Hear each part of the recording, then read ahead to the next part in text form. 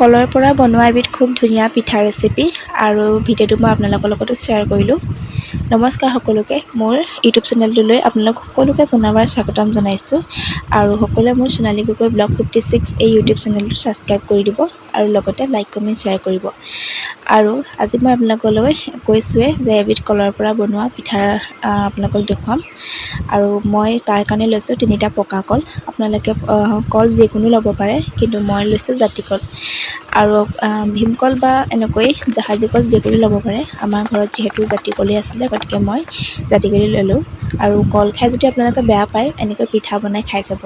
কলকেইটা ধুনীয়াকৈ মই ভাঙি লৈ পিনি তাতে 2 চামুচ চেনি দিছোঁ। চেনি আপোনালোকে নিজৰ সোৱাদৰ অনুসৰি দিব পাৰে। আৰু তাত লৈছোঁ মই অলপমান আটা।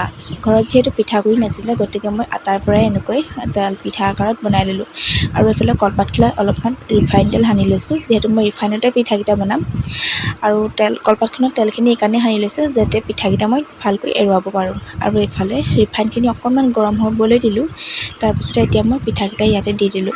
চাব যাতে তেলখিনি বৰ বেছি গৰম নহয়, কিন্তু বৰ বেছি গৰমকৈ যদি আপুনি পিঠাটো দিয়ে, পিঠাকেইটা জ্বলি যাব আৰু মাছটো মানে নিসিজা চান্স এটা থাকি যায়। আৰু সেইটো কাৰণে মই অকণমান কম গৰম হওঁতেই দি দিছোঁ।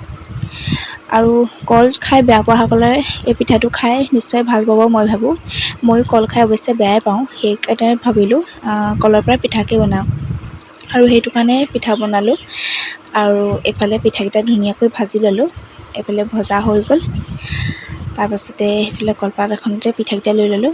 আৰু পিঠাকেইটা অকণমান বেছিয়ে মোৰ ভাগৰ ভজা হৈছে, অকণমান ডেৰাকটো হৈ গৈছে। আৰু এইফালে ল'লোঁ লাল চাহ। আৰু এইফালে লাল চাহেদি খাবলৈ খুবেই টেষ্টি হয়। আপোনালোকে এবাৰ ট্ৰাই কৰি চাব। আকৌ কৈছোঁ, চেনেলটো ছাবস্ক্ৰাইব কৰিব নাপাহৰিব।